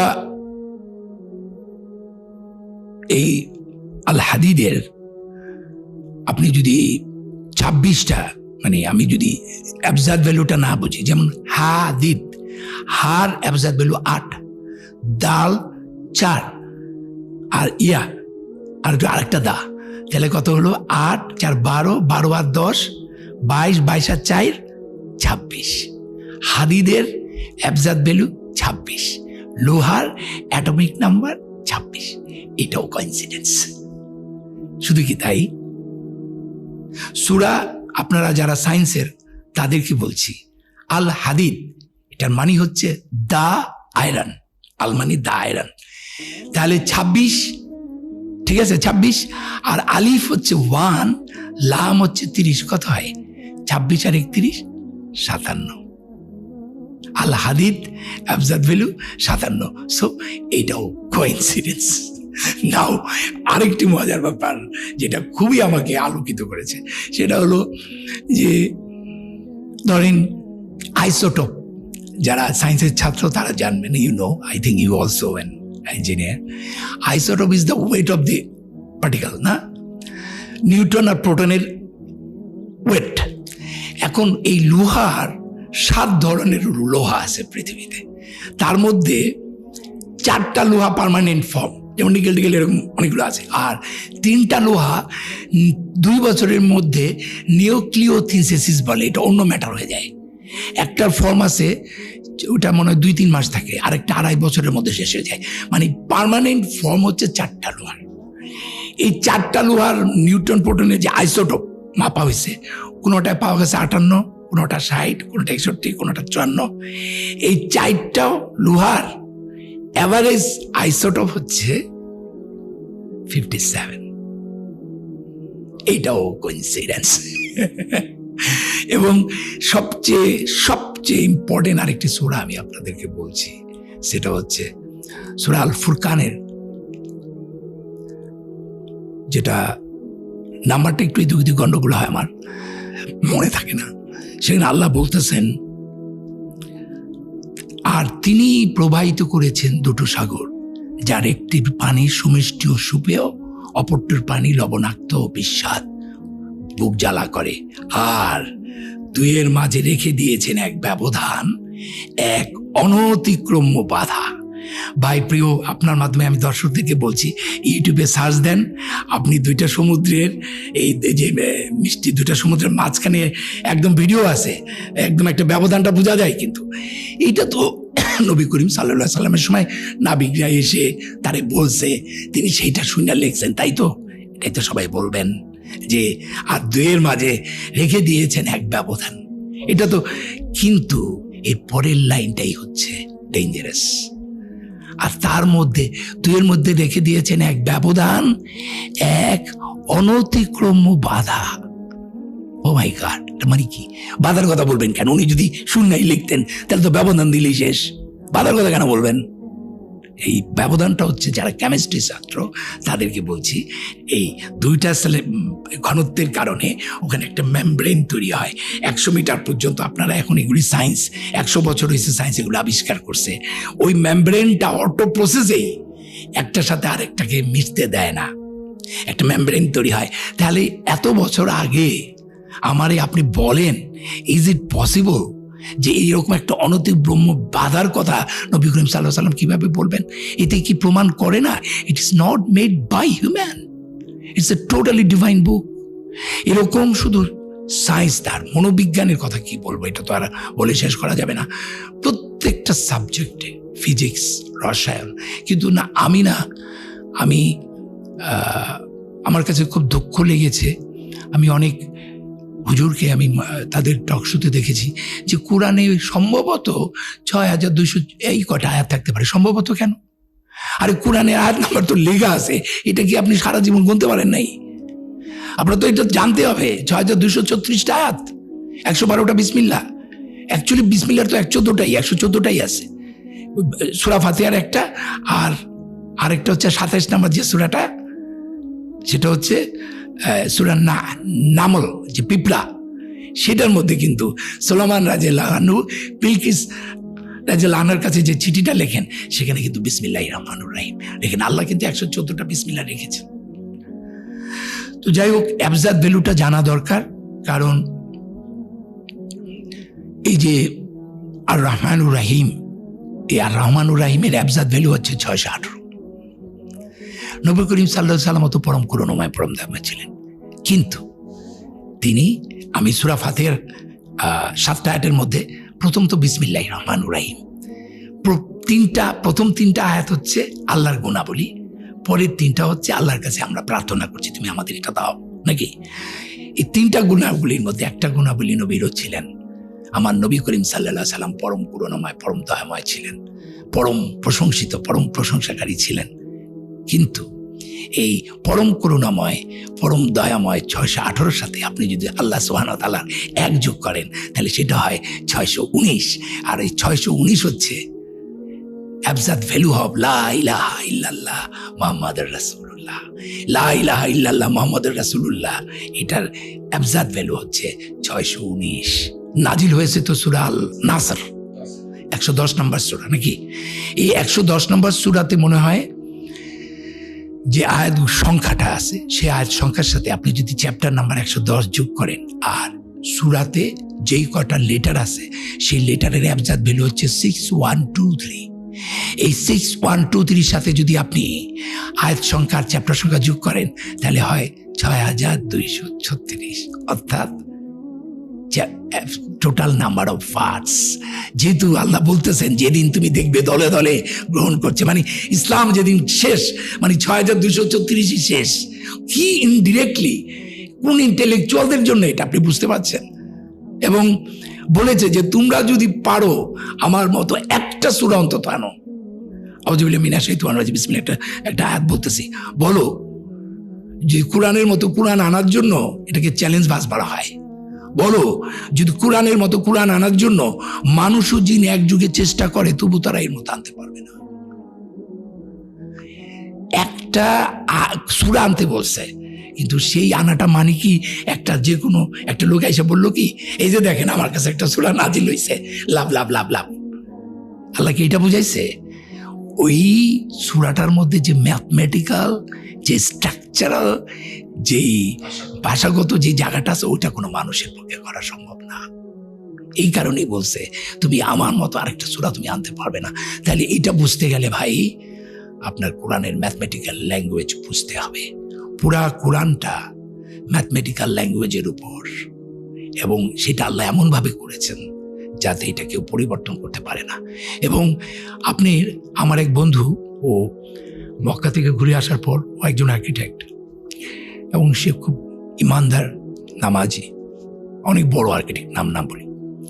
তো ওর সঙ্গে এক সময় কথা বলতে হতে বললেন যে নবী করিম সাল্লাল্লাহু আলাইহি সাল্লাম কোরআনটা নাজিল করে যাওয়ার পর সূরাগুলো এদিক ওদিক করেছেন পরে খলিফারা, মানে এটাকে এদিক ওদিক করে নাকি কোরআনটাকে করা হয়েছে। আমি বললাম নো, এই পৃথিবীতে প্রথম হাফেজ হচ্ছেন আমাদের নবী করিম সাল্লাল্লাহু আলাইহি ওয়াসাল্লাম। জিবরাইল আলাইহিস সালাম তাকে মুখস্থ করে পুরো কোরআনটা, পুরো সিরিয়ালি ঠিক এই সেই কোরআনটা উনি হযরত আবু বকর রাদিয়াল্লাহু আনহুকে দিয়ে গেছেন। সে হযরত আবু বকর এটা হযরত উমর রাদিয়াল্লাহু আনহুকে দিয়ে গেছেন। হাফসা রাদিয়াল্লাহু আনহা ছিলেন সবচেয়ে জ্ঞানী এবং আরেকজন হাফেজা, তাই না? সেই কোরআনটা যখন আমাদের অনেক সাহাবীরা ধ্বংস হয়ে গেল, তারা যুদ্ধে নিহত হলো, শহীদ হলেন, তখন কিন্তু হযরত উসমান রাদিয়াল্লাহু আনহু তাদেরকে ডাকলেন, অনেককে ডাকলেন, এবং ওই যে ডাইলেক্টিক কোরআনটাকে ধ্বংস করলেন, এবং উনি মানে আমাদের হাফসা রাদিয়াল্লাহু আনহার কাছ থেকে সেই কোরআনটি নিয়ে, সেই কোরআনের সংকলন করে কপি করে উনি আবার সেটা হাফসা রাদিয়াল্লাহু আনহা, হাফসা রাদিয়াল্লাহু আনহু অনেক অনেক সম্মানীয় একজন নারী আমাদের ইসলামে, এবং এরপরে কিন্তু কোরআনটা উনি ছড়িয়ে দিলেন। সেই কোরআনের যে কোন চ্যাপ্টারের পরে কয়টা সূরা কি, এইটা গোল্ডেন রেশিওর মাধ্যমে আমি একটু বলে দিই, তাহলে আপনি শুনতে পারবেন। সেটা হচ্ছে, আমি দর্শকদেরকেও বলছি, আপনারা একটা কাজ করবেন, কোরআনের সূরা নাম্বারগুলো এক পাশে লিখবেন 1 থেকে 114, আর প্রত্যেকটা সূরা নাম্বারের পাশে আয়াত সংখ্যাটা লিখবেন। আয়াত সংখ্যাটা লেখার পর প্রত্যেকটা সূরা নাম্বারের সাথে আয়াত সংখ্যাটা যোগ দিবেন। যোগ দেওয়ার পরে আরো 114টা নাম্বার পাবেন। তাহলে মজার ব্যাপার কি জানেন? এই 114টা নাম্বারের 57টা জোড়, 57টা বেজোড়। শুধু তাই না, ওই জোড় সংখ্যার যোগফল যোগ করলে হয় 6236, টোটাল নাম্বার অফ আস। আর বেজোড়গুলো যোগ করলে হয় 6555 করে দেখেন ভাই, তর্কের কিছু নেই। তো এই 6555 কই থেকে আসলো? আপনি 1 থেকে 114 যে সংখ্যা সূরা চ্যাপ্টার, এগুলো যোগ করেন, 1-এর সাথে 2, 2-এর সাথে 3, 3-এর সাথে 4, 70-এর সাথে 71, এভাবে যোগ করে আপনি 114 পর্যন্ত যদি আসেন, তাহলে সেই সংখ্যাটা হবে 6555। তাহলে জোড়াটা হচ্ছে 6236 আর বেজোড়টা হচ্ছে 6455। শুধু তাই না, আপনারা অনেক রিসার্চাররা বলবেন আরে রাখেন ভাই, এটা নবী হিসাব করে থেকে গেছে। আল্লাহ কয় তুই কত বড় ম্যাথমেটিশিয়ান, তুই আমার বলবি? এর পরের যে ঘটনাটা সেটা আরো ভয়াবহ, ভেরি ভেরি ইন্টারেস্টিং ম্যাথমেটিক্যালি। এই যে যোগ করার পর 114টা যে নাম্বার পাওয়া গেল, 57টা ইভেন 57টা অড, সেই নাম্বারের আমরা যেটা করেছি রিপিটগুলো একসাথে করেছি, আনরিপিটগুলো একসাথে করেছি। 74টার মতো রিপিট আছে, এই আছে। এই রিপিট নাম্বারের যোগফল হচ্ছে 7906, রিপিট নাম্বারগুলো যোগফল। আর আনরিপিট নাম্বার যোগফল হচ্ছে 4885। এবার 7906কে 4885 দিয়ে ভাগ দেন, it is 1.618 golden ratio. Can you imagine? আপনি চ্যাপ্টার আর ভ্যাস নাম্বারকে যোগ করার পর রিপিট আনরিপিট করে আলাদা করবেন, তারপর রিপিট নাম্বারগুলোকে আনরিপিট নাম্বার দিয়ে ভাগ দেওয়ার পর গোল্ডেন রেশিও হবে। আমি 15 দিন নিজে মাতবুরি করে এই বানাইতে চাইছিলাম, আমি 15 ডেজের দিন অসুস্থ হয়ে গেছি। এইটা মানুষের পক্ষে করা সম্ভব না। তার মানে আমি বলতে চাই, কোরআনের প্রথম থেকে শেষ পর্যন্ত যেইভাবে সাজানো আছে, কোনটার পরে কোনটা আয়াত হবে, কোনটার পরে কোনটা না হবে, এইটা কিন্তু সত্যিকার অর্থে নবী করিম সাল্লাল্লাহু আলাইহি সাল্লাম আল্লাহ জিবরাইল আলাইহিস সালামের মাধ্যমে কমপ্লিট করে নিয়েছেন। কোরআনের একটি জিনিস এদিক থেকে ওদিক করার কোনো স্কোপ নাই, এবং আল্লাহ বলেছেন পিছন দিক থেকে সামনের দিক থেকে কোনো দিক থেকে এটাকে কেউ পরিবর্তন করতে পারবে না। আমি মাত্র আপনাদের 200-100 ম্যাথমেটিক্যাল অবজারভেশনের মাত্র 2-3টা শেয়ার করলাম। আমি এই কারণে বলছি এটা এক প্রোগ্রামে হবে না। আমি চ্যালেঞ্জ করছি ম্যাথমেটিশিয়ানদের, আপনি এক্সপোনেনশিয়াল লগারিদম নিয়ে আসবো আপনাকে, আমি দেখাবো এটা মানুষের কাজ নয়।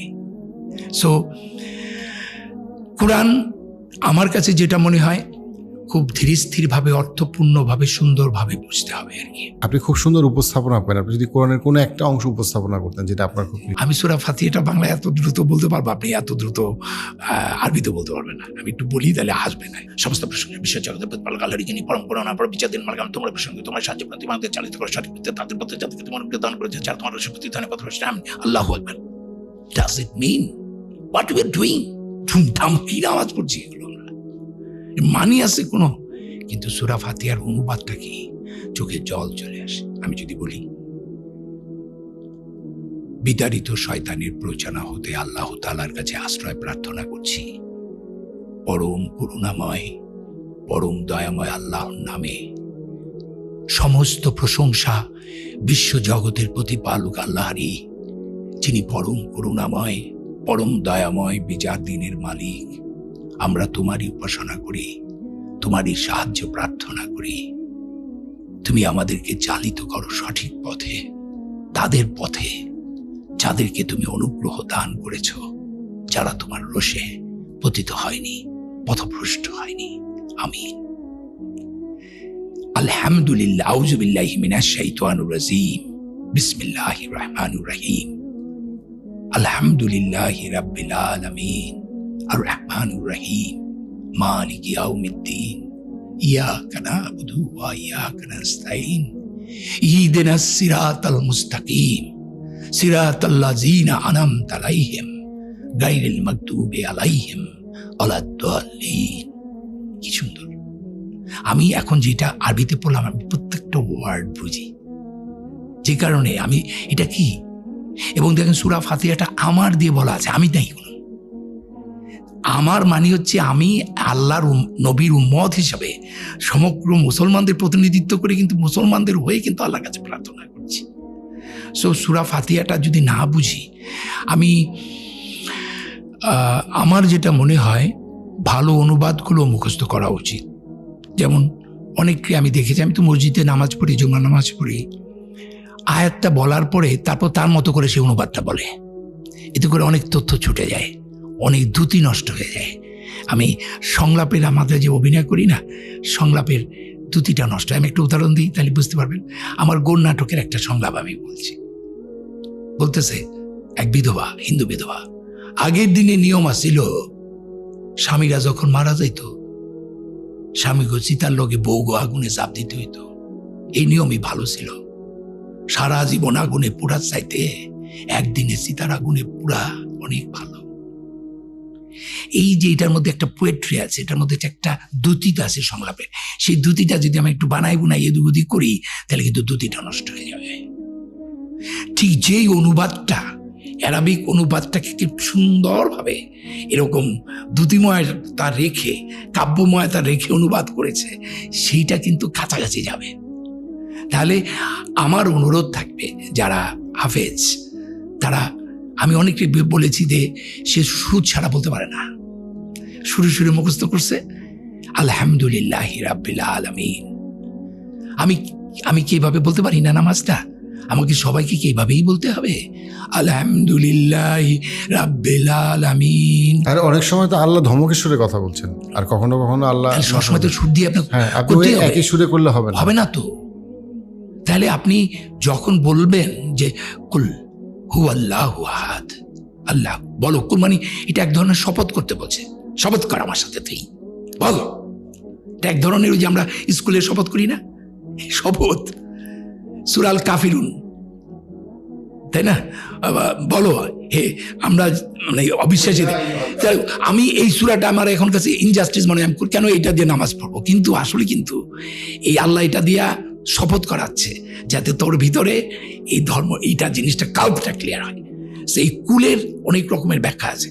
আমার কাছে যেটা মনে হয়, অর্থ না বুঝে কোনো কিছু করা উচিত। আমি সূরা কাহফের খুব গুরুত্বপূর্ণ একটি জায়গা আপনি, এবং নামাজ কিন্তু একটা পারফরমেন্স, এটা বুঝতে হবে। Sometime Allah is telling, you are listening, and sometime you are telling, Allah is listening. আত্মাহেতু তাহাজ্জুদ, এটা পুরাটাই তো একটা কনভারসেশন, তাই না? আমি নামাজ পড়ার সময় দোয়া করি যে আল্লাহ, তাশাহুদের মাধ্যমে তুমি নবী করিম সাল্লাল্লাহু আলাইহি সাল্লামকে রহমত, বরকত ও শান্তি দান করেছো, এবং সেই তাশাহুদে সে আবার তার উম্মতকে রেফার করেছে। সেই রেফার অনুযায়ী তুমি তোমার রহমত, বরকত ও সালাম, আমার এই সালাম ফিরানোর মাধ্যমে পৃথিবীর সমস্ত যা আছে মুসলমান, বিশ্বাসী অবশ্যই প্রাণীকুল সবার কাছে পৌঁছে দাও। এটাই হচ্ছে উম্মতের, মুহাম্মদ সাল্লাল্লাহু আলাইহি সাল্লামের উম্মতের আসল জায়গা। যে আজকে কিন্তু আমাদের নবী করিম সাল্লাল্লাহু আলাইহি সাল্লাম কিন্তু মারা তো যান নাই। আল্লাহ তো যে সূরা বাকারায় বলেছেন, পরিবর্তন হয়েছে খালি, যে যারা আল্লাহর পথে মারা যায় তাদেরকে মৃত বলো না, বলছে না সূরা বাকারায়। তো কিন্তু উনি তো এখন কর্ম করতে পারবেন না, ওনার সবই করতে পারবেন, কিন্তু উনি কিন্তু ওনার দুয়াটার কাজে লাগবে কি? উনি তো এখন অফ আছেন, কিন্তু উনি যে শ্রেষ্ঠ মত দান করে গেছেন, সে উম্মতের দায়িত্ব হচ্ছে এখন তার কাজটা করা, তাই না? এই যে সালামটা ফিরাচ্ছি আমরা না বুঝে, অনেকে বলে দুই কান্দে দুই ফেরেশতার জন্য নাকি সালাম পাঠাইছে। এটা তো আমি কি বলবো, সূরা কাহফের যেটা বলছে, হ্যাঁ, সূরা কাহফেরও একটু খুব গুরুত্বপূর্ণ, যারা খুব অহংকারী, এবং তাদের উদ্দেশ্যে আমার এই আবৃত্তিটা আমি করছি। আউযু বিল্লাহি মিনাশ শাইতানির রাজিম, বিসমিল্লাহির রহমানির রহিম। তুমি ওদের কাছে একটি উপমা বয়ান করো, দুই ব্যক্তির উপমা। ওদের একজনকে আমি দিয়েছিলাম দুটো আঙুরের বাগান, আর এই দুটোকে আমি খেজুর গাছ দিয়ে ঘিরে দিয়েছিলাম, আর দুইয়ের মাঝে দিয়েছিলাম শস্য ক্ষেত। দুটো বাগানই ফল দিত, তাতে কোনো কসুর করতো না, আর দুইয়ের ফাঁকে ফাঁকে আমি নদী বইয়ে দিয়েছিলাম, আর তার প্রচুর ধন সম্পদ ছিল। তারপর কথায় কথায় সে তার বন্ধুকে বলল, ধন সম্পদে আমি তোমার থেকে বড়, জনবলও তোমার চেয়ে শক্তিশালী। এইভাবে নিজের উপর অত্যাচার করে সে তার বাগানে ঢুকলো। সে বলল, আমি মনে করি না যে কখনো ধ্বংস হবে, আমি মনে করি না যে কিয়ামত হবে, আর যদি আমাকে আমার প্রতিপালকের কাছে ফিরিয়ে নেয়াই হয়, তবে আমি তো নিশ্চয়ই চেয়ে ভালো জায়গা পাবো। তার সঙ্গে তার তর্কের উত্তরে তাকে বলল, তুমি কি তাকে অস্বীকার করছো যে তোমাকে মাটি থেকে সৃষ্টি করেছেন, তারপর শুক্র থেকে, তারপর পূর্ণ করেছেন মানুষের অবয়বে? আল্লাহই আমার প্রতিপালক, আমি কাউকে আমার প্রতিপালকের শরীক করি না। তুমি যখন ধনীয় সন্তানে আমাকে তোমার চেয়ে কম দেখলে, তখন তোমার বাগানে ঢুকে তুমি কেন বললে না, আল্লাহ যা চেয়েছেন তাই হয়েছে, আল্লাহ সাহায্য ছাড়া কোনো শক্তি নেই। হয়তো আমার প্রতিপালক আমাকে তোমার বাগানের চেয়ে আরো ভালো কিছু দেবে, ও তোমার বাগানে আকাশ থেকে আগুন ছড়াবেন, বা ওর পানি মাটির, যার ফলে গাছপালা শূন্য মাটি হয়ে যাবে, বা ওর পানি মাটির নিচে হারিয়ে যাবে, যা তুমি কখনো ফিরিয়ে আনতে পারবে না। তার ফলগুলো ধ্বংস হয়ে গেল, আর সেখানে সে যা ব্যয় করেছিল তা মাচা সমত যখন পড়ে গেল, সে আক্ষেপ করে হাত মুচড়ে আক্ষেপ করতে লাগলো। সে বলতে লাগলো, হায়, আমি যদি কাউকে আমার প্রতিপালকের শরীক না করতাম, আর আল্লাহ ছাড়া তাকে সাহায্য করার কোনো লোক ছিল না। এক্ষেত্রে অভিভাবকত্বের অধিকার সেই আল্লাহর, যিনি সত্য, পুরস্কার দানে, পরিণাম নির্ণয়ে তিনি শ্রেষ্ঠ। এই যে দেখেন, এই যে এখানে কি পারফরমেন্স নাই? জি, অবশ্যই আছে। আল্লাহ যখন বলেন আউযুবিল্লাহি মিনাশ শাইতানির রাজিম, বিসমিল্লাহ, সূরা হিজরের যেটা, আমি তো ছাঁচে ঢালা শুকনো ঠনঠনে মাটি থেকে মানুষ সৃষ্টি করেছি, যখন আমি তাকে সুঠাম করব, তার দেহে আমার রূহ বা প্রাণ সঞ্চার করব। এই যে এটা কথাটা কার? আল্লাহর কথা। কখন আল্লাহ বলতেছেন? সূরা আল মাউনের যেটা 2 আল্লাহ জি আমরা যেটা পড়ি, তিনি কি বলছেন? আউযুবিল্লাহি মিনাশ শাইতানির রাজিম, বিসমিল্লাহির রহমানির রহিম। কার কথা এটা? তুমি কি দেখেছো তাকে, যে ধর্ম বিচারকে অস্বীকার করে, এতিমকে ধাক্কা দিয়ে তাড়িয়ে দেয়, অভাবগ্রস্তকে অন্নদানে উৎসাহিত করে না? সুতরাং দুর্ভোগ সেই সব নামাজ আদায়কারীর, যারা তাদের নামাজ সম্বন্ধে উদাসীন, যারা তারপরে লোক দেখানোর জন্য, এবং যারা অপরকে সংসারের ছোটখাটো জিনিস দিয়ে সাহায্য করতে চায় না। এখন এইটা যদি আমি এইভাবে পড়ি, তুমি দেখছো এটার মানে কি হতে পারে আমার বলে। সো অনেক আগে শামসুর রহমান একটা কথা বলেছিলেন, কবি, আমার খুব প্রিয় কবি। উনি বলেছিলেন যে উদ্ভট উটের পিঠে চলেছে স্বদেশ। এটাই উদ্ভট উট, আমরা সঠিক পথটা নিতে পারি নাই। আমি কতগুলো মানুষকে খুব স্মরণ করি সবসময়, একজন, তার মধ্যে একজন অন্যতম হচ্ছে মাওলানা ভাসানী, ডক্টর মোহাম্মদ শহীদুল্লাহ, এবং আমাদের যে ভ্রমণ কাহিনী লিখতেন সৈয়দ মোস্তফা আলী। মোস্তফা আলী 15 থেকে 16টা ল্যাঙ্গুয়েজ শিখেছে। আরে ভাই, আপনার বয়স 70 বছর, তাতে কি? কালকে থেকে শুরু করেন আপনি আরবি ভাষা শেখা। কারণ ভাষা শিখলে কি হয় জানেন? বিদেশিরা, ফরেনাররা, ওরা ওদের মাতৃভাষার পাশে 2-3টা করে ভাষা শেখে। কেন জানেন? ওইটা লসনেসটা, ব্রেনটা কাজ করে। ব্রেনটা কাজ করলে যেটা বুড়ো বয়সেও স্মরণ শক্তিটা কাজ করে। আমি বলছি যে আপনি, আমার তো বুড়ো হয়ে গেছে, আর কে শিখাবে? আপনি আরবি ভাষাটা বিসমিল্লাহ বলে শেখা শুরু করেন। আপনি যে কটা শিখতে পারবেন সেটাই লাভ। যেমন না পারলে কিছু সূরার ওই ওয়ার্ডগুলোর অর্থটাও যদি আপনি বলেন, আল্লাহু লা ইলাহা ইল্লা হুয়াল হাইয়ুল কাইয়ুম, আল্লাহ তিনি ছাড়া কোনো উপাস্য নেই, তিনি চিরঞ্জীব চিরস্থায়ী, এরকম ওয়ার্ডগুলো বুঝেও করতে পারেন। আরবি ভাষাটা শিখলে দুটো লাভ, একটা হচ্ছে আপনার স্মৃতিশক্তি বেড়ে যাবে, 2 নাম্বার হচ্ছে যেই ভাষাতে আমাদের কুরআন নাজিল হয়েছে সেই ভাষাটা আপনি জানতে পারবেন। তবে এই ভাষাটার, এই পড়াটার কোনো অর্থ নাই যার আমি একটা শব্দ বুঝি না। আসলে আমি খুবই ক্ষুদ্র একটি মানুষ, এবং আমার যে জ্ঞান, আমার যে পড়ালেখা, সেটা এতই সীমিত, এতই কম। তারপর ওই অল্প জ্ঞানে আমি যে আমার মহান আল্লাহ তাআলার অস্তিত্বটা যে একটু টের পাচ্ছি, উনি আছেন, এতেই আমি ধন্য। আমরা যদি কোরআনটাকে সুন্দর করে বুঝি, অর্থ করে পড়ি, এবং ইসলামটাকে সঠিকভাবে মেনে চলি, এবং আমিটা যেন বড় না হয়ে যায়, আমি যেটা বলেছি সেটাই ঠিক, এই থেকে বেরিয়ে আসতে হবে। তাহলে আমার মনে হয় আমাদের এই দেশটাকে, আমার বাপদাদারা, তার দাদারা অনেক ভালো মুসলমান ছিলেন আমাদের চেয়ে। দিন দিন আমরা খুব খারাপ মুসলিম হয়ে যাচ্ছি। আমরা আমাদের পুরনো সেই সুন্দর ঐতিহ্যকে ফিরে পেতে চাই। আমাদের দেশে আবারও মাওলানা ভাসানীর মতো এরকম একজন লিডার আসুক, এবং ডক্টর মোহাম্মদ শহীদুল্লাহর মতো এরকম আরো গুণীজন আসুক। কাউকে কখনো তুচ্ছ করা উচিত না। কার মধ্যে আল্লাহর প্রতিনিধিত্ব আছে? আল্লাহর প্রতিনিধিত্ব সবার মধ্যে আছে। ওই খেটে খাওয়া সাধারণ মানুষটি যাকে আমি ঘৃণা করছি, যার উপরে আমার এত বাজে দৃষ্টি, তার উপরেই আল্লাহ মহাকল্যাণ রেখেছে। কাজী মানুষের প্রতি বিশ্বাস হারানো যাবে না। মানুষের প্রতি বিশ্বাস হারানোটাও খারাপ। আল্লাহর একটা কোরআনে আয়াত দিয়ে আমি শেষ করতে চাই। আল্লাহ একটা জায়গায় বলছেন, আউযুবিল্লাহি মিনাশ শাইতানির রাজিম, বিসমিল্লাহির রহমানির রহিম, পৃথিবীতে বা ব্যক্তিগতভাবে তোমাদের যে বিপদ আপদ ঘটে তার লেখার পূর্বেই তার লেখা হয়। এই জন্য যে তোমরা যা হারিয়েছ তার জন্য বিমর্ষ না হও, আর যা তিনি দিয়েছেন তার জন্য খুশিতে উল্লসিত না হও। আল্লাহ ভালোবাসেন না উদ্ধত অহংকারী। থ্যাংক ইউ ভাইয়া, অনেক গুরুত্বপূর্ণ জিনিস শিখলাম। আপনি এত ভালো বলতেছিলেন যে জন্য আমি প্রশ্নও করি নাই, কারণ আমি জাস্ট শুনতে যাচ্ছিলাম।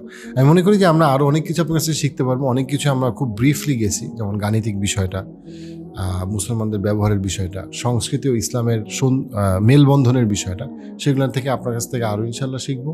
আমি শিওর এটা অডিয়েন্স এটা থেকে খুবই অনেক কিছু শিখবে, উপকৃত হবে। সো আপনাকে আপনার সময় দেওয়ার জন্য ধন্যবাদ। আপনি অনেক ব্যস্ততার মধ্যে সময় দিয়েছেন। সো ইনশাল্লাহ আমরা যেন সবাই কোরআনকে আঁকড়ে ধরি, সেই প্রত্যাশা রেখে আজকে শেষ করছি।